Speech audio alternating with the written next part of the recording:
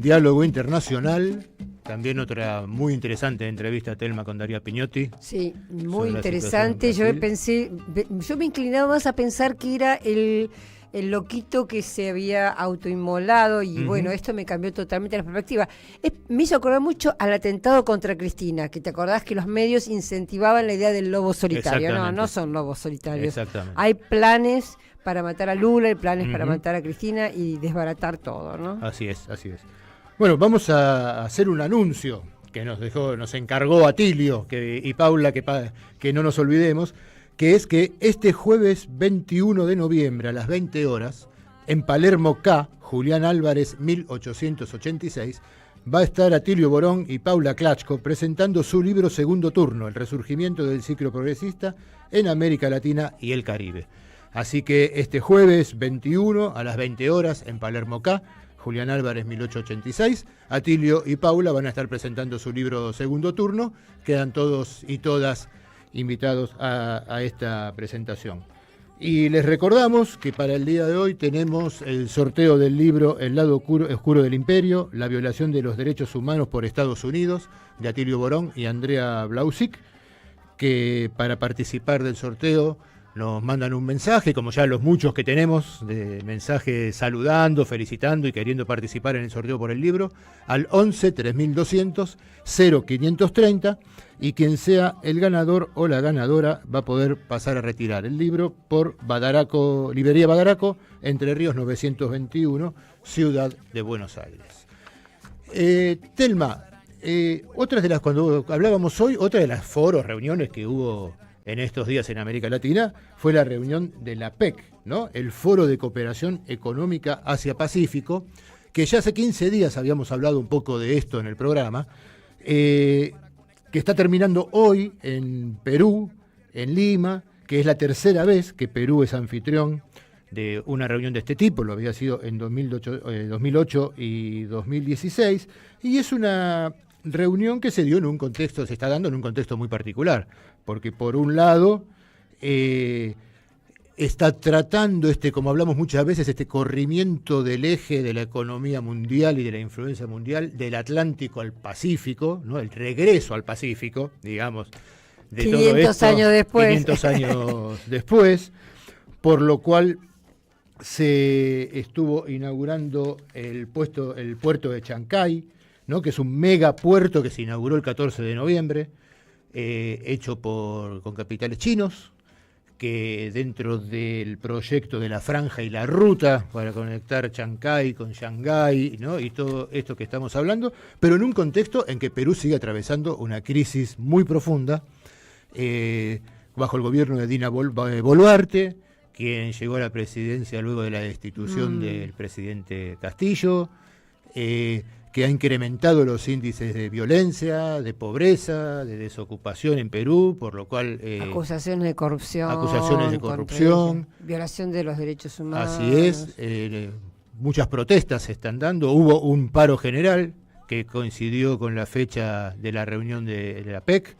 Una militarización de Lima, como hablábamos en el programa anterior, ya que el gobierno de Dina Boluarte aprobó por el Congreso el ingreso de tropas norteamericanas para garantizar la seguridad de la cumbre de la PEC, con armas de guerra, helicópteros y bueno, con toda la parafernalia con que saben moverse los militares norteamericanos. Y en ese contexto se dio esta cumbre con la visita de Xi Jinping, que por ejemplo para la inauguración del puerto no fueron con Boluarte presencialmente, sino porque por recomendaciones de seguridad tuvieron que hacerlo de manera virtual desde el Palacio de Gobierno, tengo entendido que lo hicieron.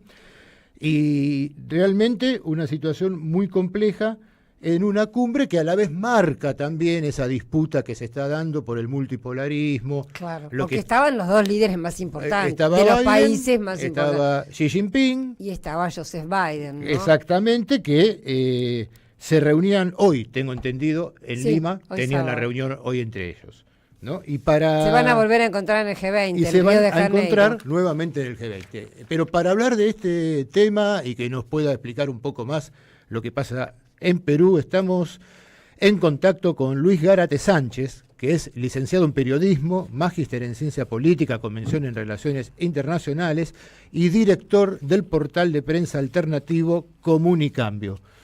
Hola Luis, ¿cómo estás? Marcelo Rodríguez y Telma Luzani, te saludamos desde Buenos Aires en Diálogo Internacional. Un gusto saludarlos, Telma, Marcelo, un gusto desde acá, desde Lima, Perú, y un gran abrazo cálido a todos los oyentes desde la Argentina. Bueno, un gusto, Luis, poder, después de haber participado varias veces en Comunicambio, este espacio que vos dirigís allá, que estés hoy con nosotros en Diálogo Internacional. No sé si escuchaste un poco la introducción que estábamos haciendo y te queríamos pedir unos primeros comentarios. Sabemos que también estuvo la PEC Social, que vos estuviste participando. Bueno, ¿cómo se dio esta semana con estas actividades allí en Perú? Sí, Marcelo, creo que han hecho un preámbulo bastante claro, creo que ha resumido en buena medida todo lo que está ocurriendo en el país. Este foro APEC, efectivamente, como ustedes han dicho, se da en un contexto muy particular del mundo, pero del Perú, ¿no? O sea, en el país se está viviendo una crisis muy compleja en estos tiempos. Se denuncia de parte de las organizaciones sociales, los movimientos políticos alternativos, progresistas, de izquierda, que hay una tendencia creciente de autoritarismo, de una situación de control de las instituciones públicas por parte de una alianza que está conformada por los sectores de ultraderecha y mafiosos del Congreso, que son mayoritarios, en alianza con el gobierno de Dina Boluarte. Están en un copamiento de instituciones, todas casi ya, digamos, instituciones claves, ¿no? de la separación de poderes en este país. Por otro lado, hay una situación de crisis económica, pero sobre todo la situación más grave que está viviendo la población, sobre todo los sectores populares, es, como bien dijeron ustedes, la situación de la criminalidad que ha crecido exponencialmente en las calles de Lima y las principales ciudades del país, que es básicamente expresada en el crimen organizado, el sicariato y la extorsión, que a diario están matando personas. Hay una cosa que está completamente desbordada y el Estado es incapaz de poder controlar esta situación. Entonces, las paralizaciones, quiero remarcar esto que ustedes lo mencionaron, pero quiero remarcar esto, que han sido convocadas desde hace ya varias semanas y también si siguieron durante estos días de la PEC aquí en el Perú, tienen como principal punto de agenda el tema de la inseguridad, porque esto está afectando a todos los sectores sociales, sobre todo a transportistas, mercados en los barrios, a los pequeños negocios, restaurantes, emprendimientos de todo tipo. Esta situación está descontrolada. Esa es la principal motivación y, por supuesto, ya está en la agenda de todas estas organizaciones que han estado convocando los paros y las marchas, que se vayan todos, dicen también ellos, ¿no? Que se vaya ya Dina, el Congreso, y que haya un nuevo proceso, digamos, electoral, eventualmente un adelanto de elecciones, porque ya la situación está desbordada. Por supuesto, como también dijeron ustedes, la señora Dina Boluarte no tuvo mejor idea que tratar de ocultar esta situación, señalando de que iba a haber teletrabajo estos días, generó feriados largos para que la gente se desmovilice, hizo que los niños y los jóvenes en los colegios hagan educación digital, Claro. y todo esto tratando de desmovilizar, ¿no? a la gente estos días para que se oculte la verdadera situación, que no ha podido ocultar porque, como ustedes habrán visto en las redes sociales, en los medios, a pesar de todos estos intentos y esta militarización en las calles, la población ha hecho sentir su voz, ¿no? Y ha acercado los alrededores del foro y ha hecho sentir su voz de protesta, su queja, sus demandas por esta situación que he descrito, ¿no? Luis, una pregunta. Cuando vos hablas de esta, digamos, criminalización, de esta inseguridad, ¿se trata de grupos narcotraficantes? ¿Se trata de gente que desesperada, que no sabe cómo resolver ya su día a día y entonces roba o saquea? ¿Cómo caracterizarías a estos grupos, digamos, de violencia? Gracias por esa pregunta, Telma. Me parece que es interesante y este es un fenómeno que hay que analizar no solo a nivel del Perú. Yo creo que merece un análisis, quizás en otro momento lo podemos hacer en más detalle, de lo que está pasando en la región, ¿no? En casi la mayoría de nuestros países, con la crisis económica internacional, pero sobre todo después de la pandemia del COVID-19, creo que ha habido un crecimiento exponencial de actividades criminales en varios de nuestros países, ¿no? Esa es una constante, un patrón que lo estamos viendo en varios pueblos, lo hemos conversado, por ejemplo, en nuestros medios aquí alternativos con gente de Ecuador recientemente que está pasando una situación similar. Aquí hay varios componentes y yo rápidamente mencionaría solo algunos. Creo que hay una transnacionalización de la criminalidad, hay bandas que operan desde otros países, ¿no? Digamos, están viniendo con estos problemas migratorios que ha habido con Venezuela y Colombia, sobre todo. Hay algunos grupos criminales que se han trasladado aquí también, ¿no? Algunas bandas que están dedicadas a este tipo de actividades como la extorsión, sobre todo, ¿no? Al sicariato de la extorsión. También, por supuesto, en el caso peruano hay la particularidad de que somos un país, uno de los principales productores de hoja de coca, y varias bandas o cárteles de narcotráfico, tanto internacionales como nacionales, están operando aquí. Y también a esto se le suma otras actividades criminales como la minería ilegal. Todas estas, sin duda, están además asociadas a otras actividades delictivas, ¿no? Que suman todo esto que he mencionado, ¿no? Los préstamos gota a gota, que también se les conoce. Pero la realidad es que estos grupos están campantes en el Perú hoy día porque hay un nivel de complicidad que se está demostrando con las autoridades policiales en nuestro país, y además porque tienen el aval a través de una serie de leyes que se han estado dando en este último tiempo de parte del propio Congreso y el gobierno, que dice querer combatir la criminalidad, pero sin embargo se demuestran una serie de vasos comunicantes, de complicidades y de leyes que más bien son favorables a la criminalidad organizada. Entonces hay una situación ahí bien compleja y que creo, como les decía, hay que analizar de manera regional, ya creo, porque ya es un problema que supera los límites nacionales. Sí, coincido, es verdad. Vamos a tener que dedicar un tiempo a analizar este fenómeno que está atravesando todos nuestros países, ¿no? Y va tomando cada vez más cuerpo. Pero ahora, específicamente, Luis, te quería preguntar, ¿qué conclusión se puede sacar de esta cumbre de la PEC? ¿Qué resultados? ¿Qué significó para Perú? Las contradicciones que pueden haber surgido. Por ejemplo, una de las cosas que decíamos es la inauguración de este megapuerto, pero tengo entendido que más allá de la importancia que uno puede darle geopolíticamente por este gran puerto al Pacífico, la interconexión con China y con Asia, también generó en la comunidad, en los barrios cercanos, muchas protestas por el impacto que tuvo esta construcción, ¿no?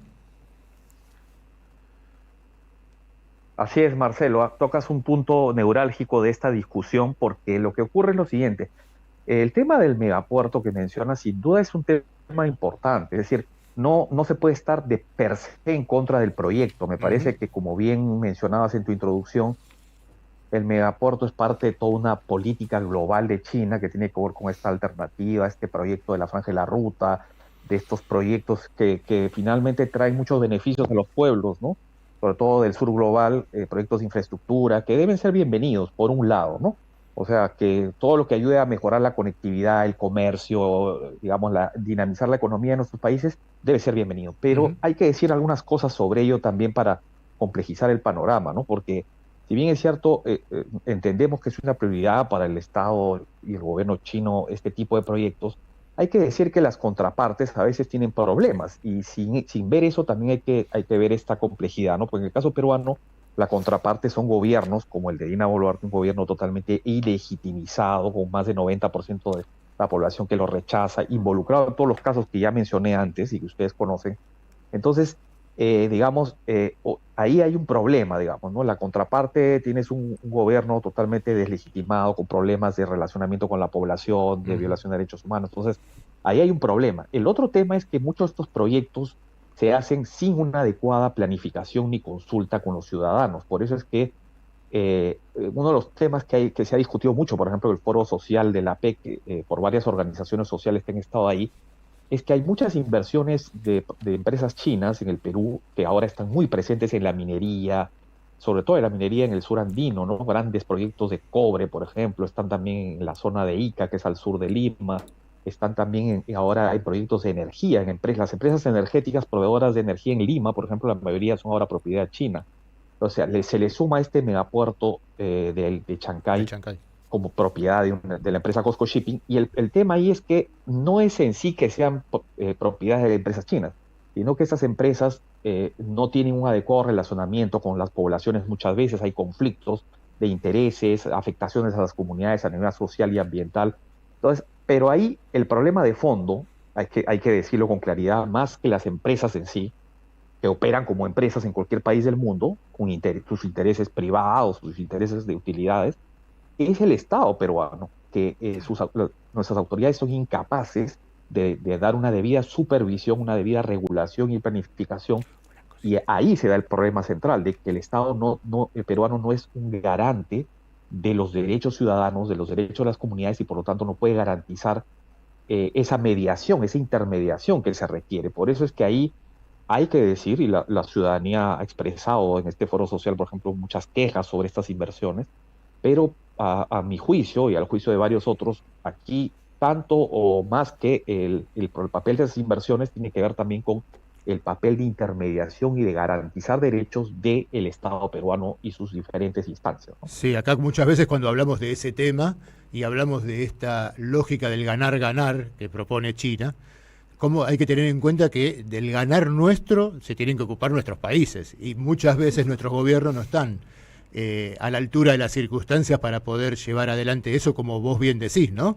Para poder poner también en la mesa de negociación las condiciones necesarias para poder llevar adelante esos proyectos sin perjudicar a la población de nuestros países. Eso es algo que aparece muy, muy seguido cuando se habla de estos megaproyectos o de estas inversiones. Ahí, Telma, te quería hacer otra pregunta. Sí, primero quiero recordar a los oyentes que estamos hablando con Luis Gárate Sánchez, que es licenciado en periodismo y magíster en ciencias políticas, con mención en relaciones internacionales. Un poco iba en el mismo sentido de lo que comentaba Marcelo, ¿no? Pensando en que China, bueno, tiene como sus proyectos separados por ahí de las circunstancias internas y políticas del país en cuestión. Esto se ha visto en sus construcciones o sus inversiones y proyectos en África, por ejemplo, pero pensaba concretamente en el puerto de Chancay,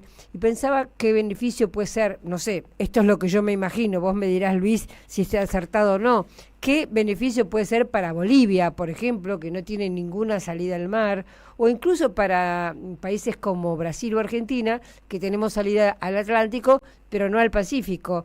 Esto significa realmente un cambio, me parece muy importante en relación al comercio internacional, al flujo del comercio mundial como venía siendo hasta ahora. Sin duda, Telma, sin duda. Lo que dices es una de las claves de la importancia geopolítica de este megapuerto, porque efectivamente, como bien dices, ha habido toda una discusión, ¿no? Entre, por ejemplo, autoridades chilenas que han dicho, han cuestionado algunos, ¿no? Por ejemplo, por qué se ha decidido realizar este megapuerto en el Perú y en esta zona del Perú. Claro, y no en Chile, por ejemplo. Pero sin duda alguna, así es, sin duda alguna, más allá de esa disputa de por qué se hizo ahí o no en otro lado, efectivamente va a ser un corredor, parte de la salida de varios corredores, ¿no?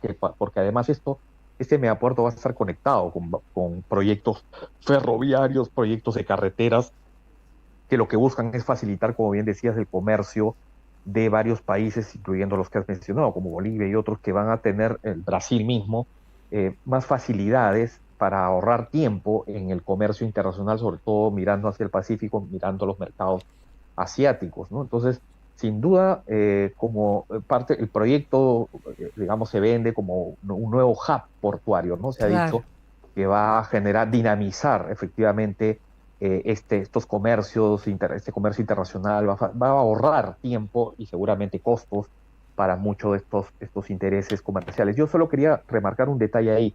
Una cosa que se dijo en el foro social y que hay que tomar en cuenta también, ¿no? Como la otra cara de la moneda, es que en muchas poblaciones, lo escuché en dirigentes indígenas amazónicos, por ejemplo, del Perú, cuestionan proyectos como la IRSA, por ejemplo, ¿no? Estos megaproyectos viales que hablan de mucho mejorar el comercio y todo esto, pero muchas de las promesas que se hacen sobre estos proyectos es que esto va a beneficiar, dinamizar las economías locales, a las poblaciones, y las poblaciones locales a veces no sienten ese impacto. Entonces ahí eso es una cosa que hay que discutir también, porque las poblaciones muchas veces se ven afectadas por estos proyectos, pero no sienten luego cómo beneficia, dinamiza esto a las pequeñas economías, a las economías locales, que son también las que tienen interés en ser parte de estos beneficios, digamos, de estos proyectos. Ahí hay un tema por discutir también grande, ¿no?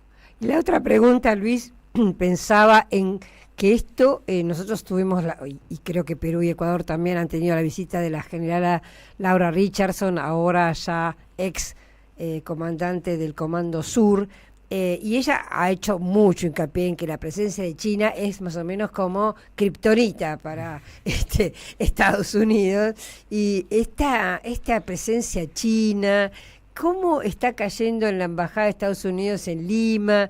¿Qué reacciones pudiste percibir vos o se puede percibir en relación a esto?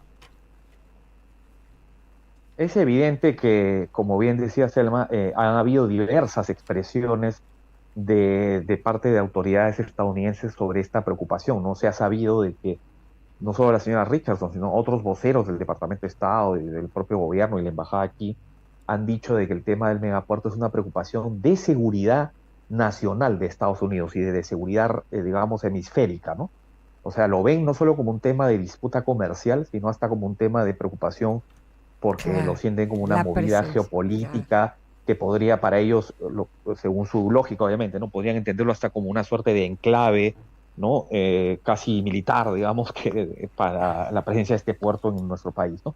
Sin duda han habido varias expresiones y hemos visto gestos en estos días de la PEC también, de tratar de Estados Unidos de decir, ¿no? De que Perú tiene una amistad también estratégica con Estados Unidos, que vamos a recuperar la relación, digamos, la cooperación con el Perú.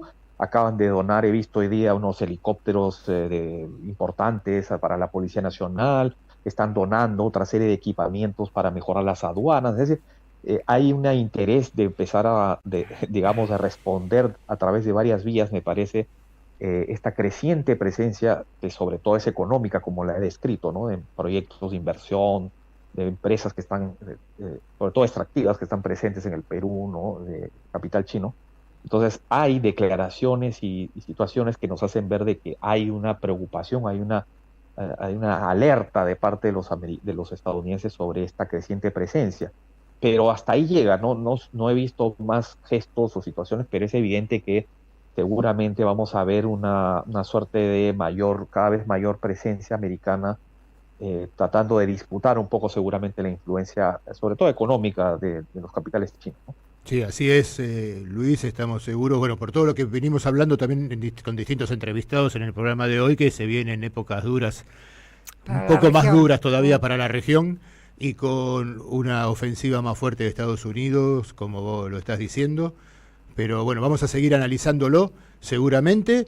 Te agradecemos muchísimo por esta comunicación, Luis, y por los aportes que hiciste para poder entender mucho mejor desde Buenos Aires y para los que nos escuchan en toda América Latina y en Europa también, lo que está sucediendo en Perú y lo que fue la cumbre de la PEC. Y bueno, te agradecemos mucho y seguimos en contacto y seguramente te vamos a estar llamando para seguir conversando de estos temas más adelante. Cuando guste, Marcelo, Telma, un gran abrazo desde aquí, un gusto y un gran saludo a todos los oyentes que nos han escuchado, y cuando quieran, aquí estamos a su servicio. Un abrazo, Luis.